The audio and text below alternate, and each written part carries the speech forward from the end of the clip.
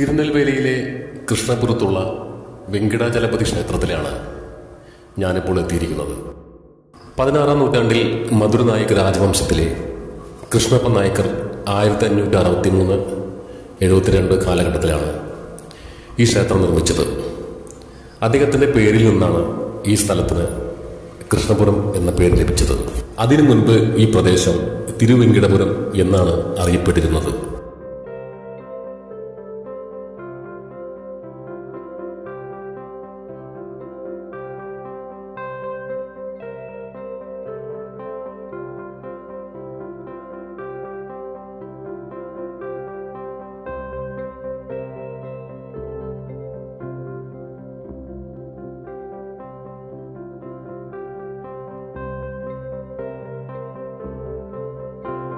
തമിഴ്നാട്ടിലെ തിരുനെൽവേലിയിൽ ശില്പകലയുടെ വിസ്മയം തീർക്കുന്ന ഒരു പുണ്യഭൂമിയാണ് കൃഷ്ണപുരം. 16-ാം നൂറ്റാണ്ടിലാണ് ഈ ക്ഷേത്രം നിർമ്മിച്ചത്. അതിമനോഹരമായ കരിങ്കല്ലിൽ ശില്പങ്ങളാൽ സമ്പന്നമായ ക്ഷേത്രം ലോകപ്രശസ്തമാണ്. നായക ശൈലിയിലുള്ള ശില്പകലയാണ് ഈ ക്ഷേത്രത്തിലെ പ്രധാന ആകർഷണം. ഇവിടുത്തെ തൂണുകളിൽ കൊത്തിവെച്ചിരിക്കുന്ന ഓരോ പ്രതിമയും ജീവൻ തുടിക്കുന്ന രീതിയിലാണ് അതിൻ്റെ നിർമ്മാണ ശൈലി. ക്ഷേത്രത്തിലെ ചില ശില്പങ്ങളിൽ തട്ടുമ്പോൾ വെങ്കലമണിയുടെ ശബ്ദമോ അല്ലെങ്കിൽ നാദമോ സംഗീതമോ പുറപ്പെടുവിക്കുന്നു എന്നത് ഒരു പ്രത്യേകത തന്നെയാണ്. കല്ലുകളിൽ ഇത്രയും മനോഹരമായ നിർമ്മാണ ശൈലി മറ്റെങ്ങും കാണാത്ത രീതിയിലാണ് അതിന് നിർമ്മാണം.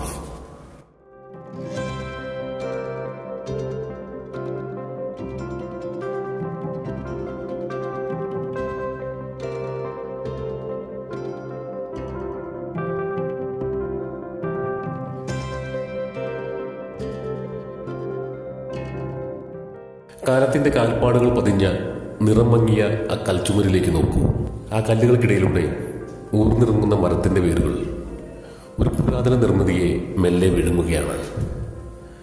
ഭക്തിയുടെ മന്ത്രധ്വനികൾ ഉയരേണ്ട ഇവിടം ഇന്ന് പ്രകൃതി തന്റെ സാമ്രാജ്യം കെട്ടിപ്പടുത്തിരിക്കുന്നു.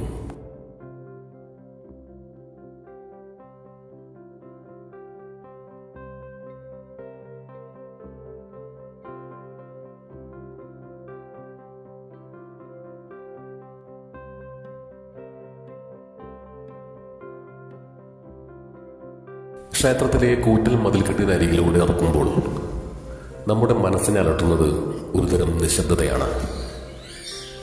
മരങ്ങൾ തിങ്ങി നിറഞ്ഞ അപ്പരിചർപ്പ്, പക്ഷികളുടെ നിലയ്ക്കാത്ത കരച്ചിൽ മാത്രം.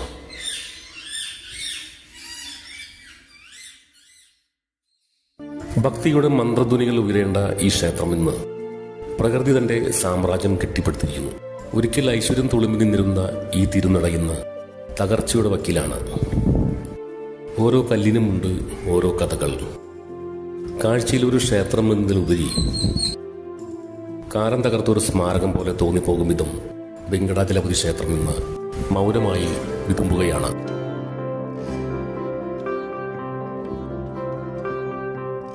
ക്ഷേത്രത്തിലെ വീരപ്പ നായക്കർ മണ്ഡപത്തിലെ ഗജലക്ഷ്മി, മന്മഥൻ, രതി തുടങ്ങിയവരുടെ ശില്പങ്ങൾ അതിമനോഹരമായാണ് നിർമ്മിച്ചിരിക്കുന്നത്. പുരാണ കഥകളിലെ രംഗങ്ങൾ ഇവിടുത്തെ തൂണുകളിൽ അതീവ കൃത്യതയോടെയാണ് കൊത്തിവെച്ചിരിക്കുന്നത്. തിരുപ്പതിയിൽ പോയി വെങ്കടാചലപതിയെ ദർശിക്കാൻ കഴിയാത്തവർ കൃഷ്ണപുരത്തുള്ള ഈ ക്ഷേത്രത്തിൽ വന്ന് പ്രാർത്ഥിച്ചാൽ മതിയെന്നാണ് വിശ്വാസം. അതിനാൽ ദക്ഷിണ തിരുപ്പതി എന്നും ഈ ക്ഷേത്രത്തിന് മറ്റൊരു വിശേഷണം കൂടിയുണ്ട്.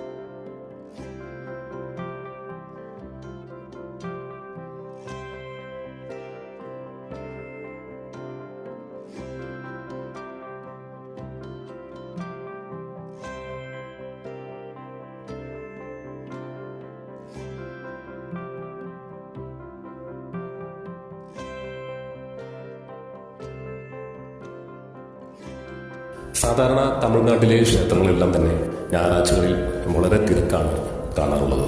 പക്ഷേ ഈ ക്ഷേത്രത്തിൽ ആരും തന്നെ ഉണ്ടായിരുന്നില്ല. ഞാൻ അകത്തേക്ക് ചെല്ലുമ്പോൾ 2 വിദേശികൾ മാത്രമായിരുന്നു അവിടെ ഉണ്ടായിരുന്നത്. അവർ ക്ഷേത്ര ജീവനക്കാരുമായി എന്തോ ഒരു തർക്കത്തിലായിരുന്നു. കാരണമൊന്നുമല്ല, അവർ ഈ ക്ഷേത്രത്തിൽ വന്നതിന് ശേഷം ഈ ക്ഷേത്രത്തിലെ ശില്പങ്ങളുടെ ഫോട്ടോയും വീഡിയോ എല്ലാം അവരെടുത്തിരുന്നു. ഈ ക്ഷേത്രത്തിനുള്ളിൽ വീഡിയോ എടുക്കാനും ഫോട്ടോ എടുക്കാനുള്ള പെർമിഷൻ ഇല്ലായിരുന്നു. അതിനെ ചൊല്ലിയൊരു തർക്കമായിരുന്നു അവിടെ. അങ്ങനെ ആ വിദേശികളുമായി ഞാൻ സംസാരിച്ചു. അവർ ജർമ്മനിയിൽ നിന്നാണ് ഇവിടെ എത്തിയത്. ഇന്ത്യയിലെത്തിയിട്ട് 21 ദിവസം കഴിഞ്ഞു. ഇനി അവർ ഇവിടെ നിന്ന് നേരിട്ട് കേരളത്തിലേക്കാണ് പോകുന്നത്. How many days here? Altogether, here in this place only 2 days. India. 25 days. I see. 42 days. Then please visit our Kerala. Yes, of course. Tomorrow we go to Kerala. Yeah, I am from Kerala. From where? I That part. Thrissur district in Kerala. So tomorrow we go to Okay. Harare. You yes. Okay, thank you. വർഷങ്ങൾ പഴക്കം ചെന്ന മരത്തിൽ നിർമ്മിച്ചൊരു രഥമാണ് ഇപ്പോൾ നമ്മൾ ഈ കാണുന്നത്. കാലപ്പഴക്കം കൊണ്ടാവും ഇതിന്റെ പല ഭാഗങ്ങളും കേടുവന്നിരിക്കുകയാണ്. അപ്പം അതെല്ലാം പൂർണ്ണമായും പുനർനിർമ്മിച്ചുകൊണ്ടിരിക്കുകയാണ്.